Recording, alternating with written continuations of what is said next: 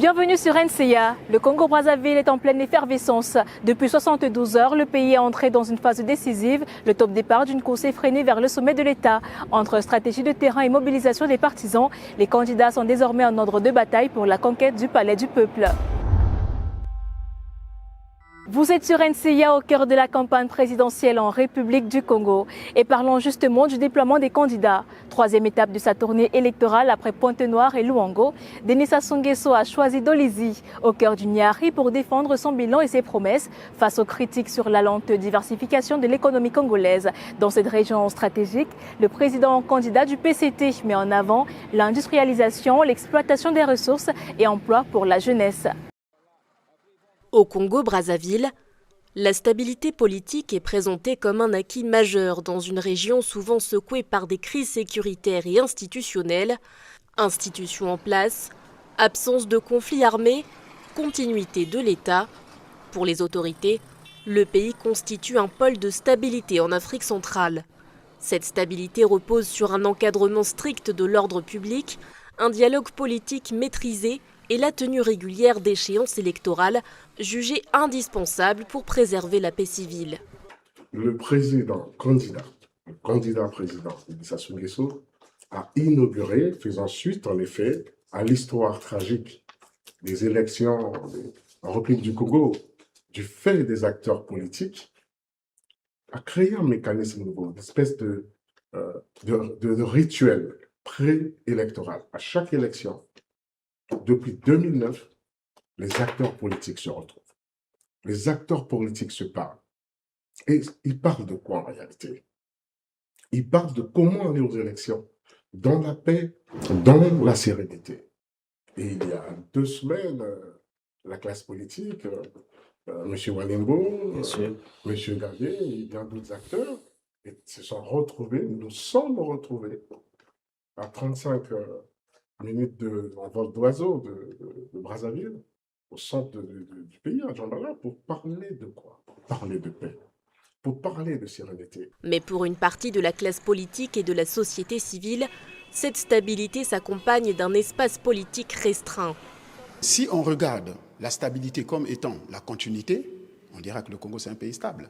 Si on regarde la stabilité comme étant la succession des élections, on peut considérer que c'est un pays stable. Mais or, quand on regarde au fond, le Congo, c'est un pays qui présente beaucoup de fragilité structurelle. Fragilité structurelle, c'est quoi? Nous avons des problèmes d'alternance. Vous avez suivi le débat que nous avons eu. Les problèmes d'alternance, je vous prends un exemple. Vous regardez un pays tel que le Bénin, qui a fait la conférence nationale en 90, et aujourd'hui, ça fait 36 ans, au même moment que le Congo qui a fait la conférence nationale. Jusqu'à aujourd'hui, le Congo n'a connu que 2 présidents, alors que de l'autre côté, vous avez beaucoup de présidents. Un défi pour le système politique congolais, préserver la stabilité tout en offrant une meilleure ouverture démocratique. Dans un pays marqué par son histoire politique, l'exigence sécuritaire coexiste avec des aspirations croissantes de pluralisme. Il structure le discours du président sortant Denis Sassou Nguesso. Au-delà des réalisations que le pouvoir congolais met en avant, l'acquis présent selon les soutiens du candidat reste la paix et la stabilité. Mais en face, l'opposition congolaise veut plus. Elle exige plus d'ouverture démocratique et une meilleure prise en compte des besoins des populations. C'est un reportage signé Eunice Mekika.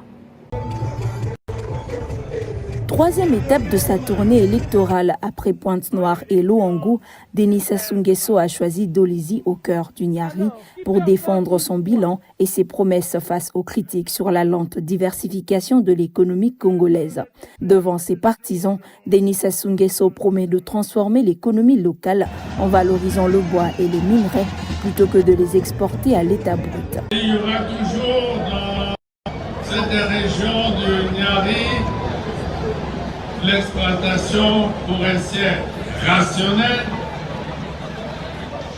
mais surtout la transformation du bois.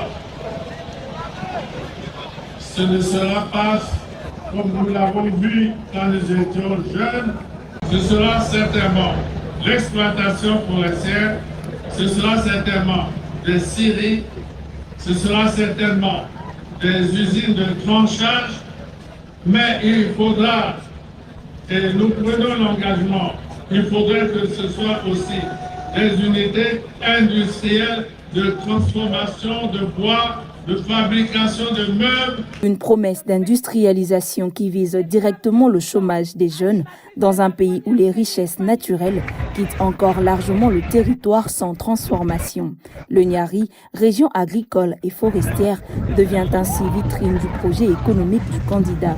Autre axe de son discours à Dolisie, les infrastructures et l'électricité présentées comme conditions du développement industriel. Il ne nous sera pas possible d'accélérer la marche vers le développement sans l'électricité, que ce soit par l'hydroélectricité, que ce soit par le gaz, et nous avons de grandes possibilités à Pointe-Noire, et que ce soit par le solaire. Nous prenons l'engagement d'apporter à notre pays l'électricité suffisante pour les besoins domestiques, mais surtout pour les besoins industriels. Et il y aura de l'électricité pour notre pays. Nous en avons les capacités. Route vers le Gabon, la RDC et le Cameroun, réhabilitation du chemin de fer Congo-Océan, mécanisation agricole. Un programme vaste pour cette région présentée comme un futur hub économique. Le candidat du PCT insiste également sur l'exploitation du minerai de fer de Mayoko, censé créer des emplois directs et indirects. Nous allons sûrement assister à une grande exploitation du minerai de fer à Mayoko. Ce ne sera pas seulement le minerai de fer que nous allons en totalité exporter en l'état brut. Ce sera aussi le minerai de fer qui pourrait être transformé dans le Niari même, à Pointe-Noire, dans la zone économique spéciale ou ailleurs dans le pays. Outre les promesses économiques, Denis Sassou Nguesso place la paix et la stabilité au centre de son argumentaire. À Dolisie, troisième étape d'une tournée stratégique, le chef de l'État sortant tente de convaincre que la continuité est la meilleure garantie de développement. Destin Gavette, le plus jeune des candidats dans la course à la magistrature suprême. Il dit incarner l'alternance. Il ne fait pas de sa jeunesse un handicap, mais un atout. À ses nombreux militants et sympathisants venus à sa rencontre à Ouesso, dans le département de la Sangha, le leader du mouvement républicain dit vouloir transformer structurellement le Congo. Merci pour votre disponibilité. Nous avons pris la décision de débuter notre campagne ici. Ouesso compte beaucoup pour nous. C'est un peuple travailleur. Mais au-delà, c'est tout le Congo qui compte pour nous. Nous allons transformer ce pays. Ayez le courage et mobilisez-vous. Le changement, c'est pour bientôt. Vous l'avez compris, Brazzaville a changé de visage. De grandes artères de Poto-Poto aux ruelles de Bakongo. La capitale vibre au rythme de la campagne présidentielle lancée le 28 février dernier. Sept candidats, une multitude de promesses et surtout une ferveur populaire qui ne faiblit pas. Comment la ville vit-elle ses premiers instants de marathon électoral? Immersion au cœur de la ferveur brazzavilloise avec ce reportage de l'équipe spéciale d'NCA. C'est une marée de couleurs qui a envahi Brazzaville. Sifflets, vuvuzelas et slogans percutants. Les états-majors de ces candidats occupent le terrain sans concession. Si le président sortant mise sur une démonstration de force dans Sébastien, les challengers tentent de bousculer la hiérarchie en allant au plus près des citoyens. Mais au-delà du folklore, que disent les électeurs? Ce qu'on peut dire, on veut que le pays avance d'abord, parce qu'on est la jeunesse d'aujourd'hui et de demain.